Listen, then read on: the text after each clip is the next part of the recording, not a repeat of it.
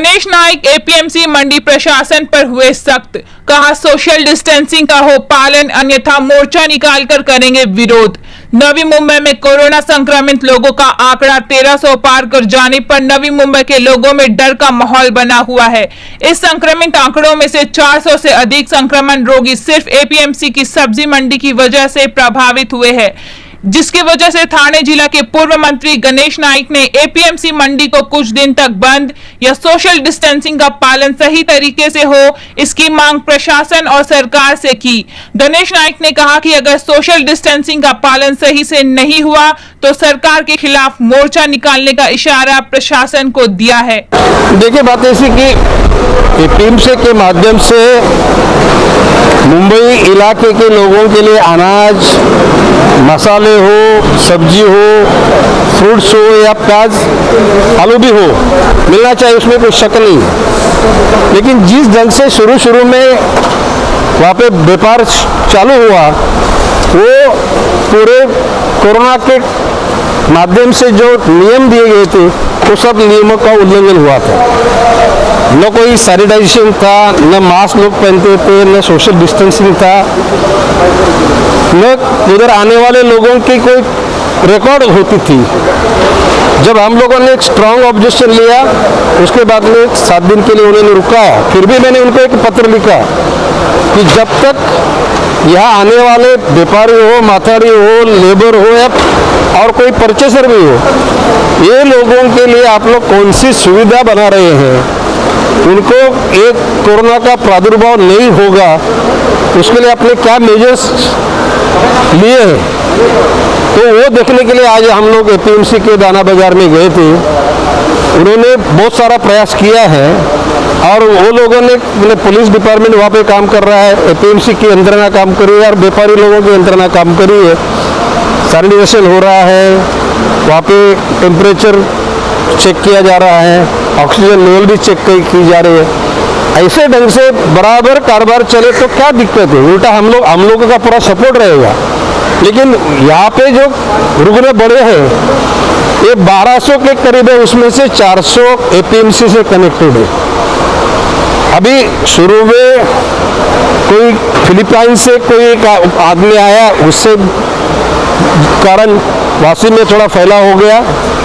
बाद में अब्रॉड से कई लोग आए, वो अपने सीवुड में कई लोग फैला हो गया।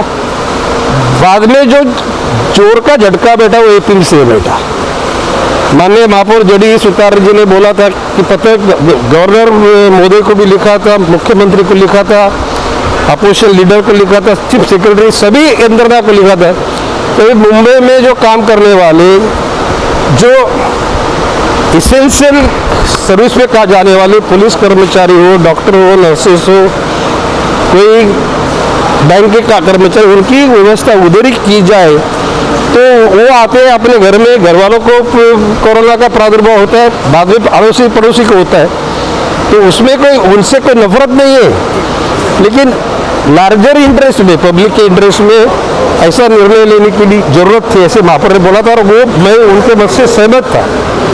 देखिए, अभी दिन ब दिन आहिस्ता आहिस्ता यदि कोरोना का बाधा होने की संख्या कम हो जाए तो अच्छा ही रहेगा। पूरी दुनिया फेस कर रही है, देश फेस कर रही है। दुर्भाग्य की बात है ऐसी कि भारत में ज़्यादा महाराष्ट्र में है और महाराष्ट्र में ज़्यादा मुंबई और मुंबई के इलाके में है। तो कहाँ का अपना गलती हुआ है, गलती को कबूल करना पड़ेगा और ये सबको, हर घटक को अपनी गलती को कबूल करना पड़ेगा और उसमें सुधार करने की जरूरत है। इस कालखंड में किसी को दोष देना ये कोई उचित बात नहीं है। लेकिन किसी ने गलती की है तो सुमोटो बोले कि भाई हमारा गलती हुआ, हम सुधार रहे हैं, तो बहुत अच्छा है। जैसे व्यापारी लोगों ने आज बोला कि हमारा गलती हुआ है, हम सुधार रहे हैं, सुधार लिए वो लोगों ने। अभी उम्मीद करते हैं यार 4-5 दिन देखते हैं। ये अभी 103 तक गया आंकड़ा, 90 आया, 70 आया, अभी ये 50 आएगा, 40 आएगा, 30 आएगा, 10 और 0 हो जाएगा, उस दिन खुशी मनाएंगे। मैंने पत्र लिखा था 1000 बेड का हॉस्पिटल बना। अभी ये म्यूनिसिपल कमिश्नर जी मिसाल जी ने बोला कि भाई हम शिल्को एग्जीबिशन सेंटर में बना रहे हैं, तो उन्होंने शुरुआत की है। अभी बात ऐसी कि भाई मानसून नज़दीक आ रहा है, मानसून के जरिए जो बीमारी फैल जाएगी वो जनरल बीमार लोगों के लिए कोई हॉस्पिटल यहाँ आज नहीं रहा है। हमने पत्र लिखा है कि भाई ये कोरोना का जो हॉस्पिटल अपना एक एफओबी उधर बनाए अपना वासी में, वहाँ शिफ्ट इधर इनको किया जाए और वासी का हॉस्पिटल जनरल जैसा पहले था ऐसा ही रखे। इसलिए आज मेरे सब साथी लोग इधर आए, हम लोगों ने वहाँ पे पूरी इंक्वायरी की, उसका ऑब्जर्वेशन किया और उनको गति से काम करने के लिए हमने चेतावनी दी है और वो काम गति से होगा ऐसे मुझे उम्मीद है। एक 8 दिन के बाद ये हॉस्पिटल यहाँ पे एक सेक्शन तो चालू हो जाएगा। उसके बाद में अभी जो पर प्रांत में जाने वाले लोग हैं, वो लोग थाना से ट्रेन गई, पनवेल से गई, कल्याण से गई, मुंबई से गई। नई मुंबई से कोई ट्रेन जाने का कोई खबर नहीं थी। दशरथ जी भगत ने मुझे बताया कि दादा ऐसी ऐसी प्रॉब्लम हो रही है, तो मैंने डीसीपी साहब से, दाने साहब से बात की, मैंने म्यूनसिपल कमिश्नर मिसाल साहब से बात की और डिविजनल कमिश्नर मसूल डॉन साहब से बात की। मैंने बोला कि भाई लोग मैदान में हैं, बाल बच्चों के साथ में उनके खाने पीने की अव्यवस्था हुई है, तो उसके बाद में कल इनको इधर लाया गया और अभी हमने इंक्वायरी की, आज उनको बुलाया है और हम लोग इस पर निगरानी रखे हुए हैं कि किसी भी हालत में ये कोरोना के कालखंड में इंसानियत के साथ ही सब काम चलना चाहिए। कोई भूखा नहीं रहना चाहिए, कोई बिना दवा से नहीं रहना चाहिए। और इसके लिए हम पूरी यंत्रणा केंद्र सरकार की, राज्य सरकार की, महापालिका की यंत्रणा लगी हुई है।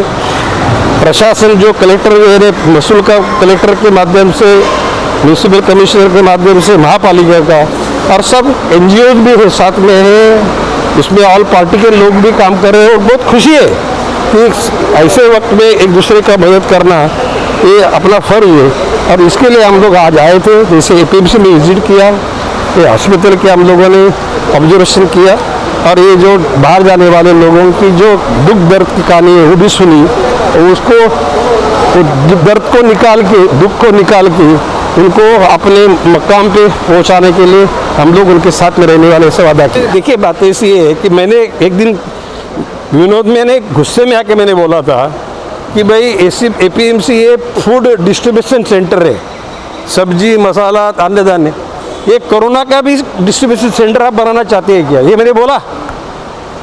और उसके बाद में उन्होंने गंभीरता से उस पर कदम उठाए और मुझे उम्मीद है अभी 2-4 दिन ऑब्जर्व करेंगे, उसमें यदि APMC के माध्यम से बढ़ने वालों की संख्या और बढ़ गई तो फिर से उनको चेतावनी देनी पड़ेगी कि तुम लोग इस पर अभी बाहर के बाहर मुंबई के लिए मटेरियल लेके जाओ, सब्जी लेके जाओ, अनाज लेके जाओ, मसाला लेके जाओ। मुंबई इलाके के लोगों की असुविधा होए ऐसे हमारी इच्छा नहीं है, लेकिन यहाँ के लोगों को मरने के लिए कोई इलाज बनाता होगा तो वो लोगों को रोकने के लिए हम पूरे व्यवस्था करेंगे। ज़रूरत पड़ी तो सोशल डिस्टेंस रख के हम लोग मोर्चा भी निकालेंगे।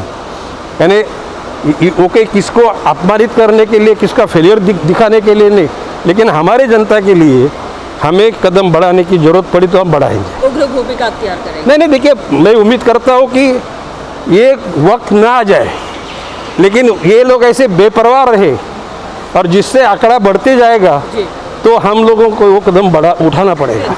नहीं देखिए, बात ऐसी कि हॉस्पिटल में जो बॉडी है उसके रिश्तेदार की आइडेंटिफिकेशन होके ही उसको देनी चाहिए, और गलत किसी आदमी के हाथ में जाए तो ये गंभीर भाव है। तो आपको लगता है जांच होनी चाहिए? और मैंने पूरी यानी जो बॉडी लेने के लिए आया है उसकी आइडेंटिफिकेशन करके उसका रिश्ता नाता क्या है पूरा उसकी क्लियरिटी आने के बाद में बॉडी हैंड ओवर करनी चाहिए। दादा, इसी को जोड़ के सवाल, जिस तरह से एक 15 साल के बच्चे की डायलिसिस समय पर ना मिलने की वजह से मौत हो गई, क्या लगता है कहीं भी मनपा भी लापरवाही की भूमिका निभा रहा है?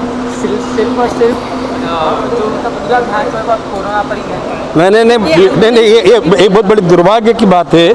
मैंने पत्र लिखा है कि जो आपका कोरोना का कारोबार है, जो ट्रीटमेंट करने का चालू रखो, लेकिन डायलिसिस मशीन के लिए कई यहाँ के बोलते कि उधर जाओ, उधर नहीं, महापालिका में होना चाहिए और उस पर हमारी सख्त नज़र है और वो हम अभी इसकी जांच हो जाएगी।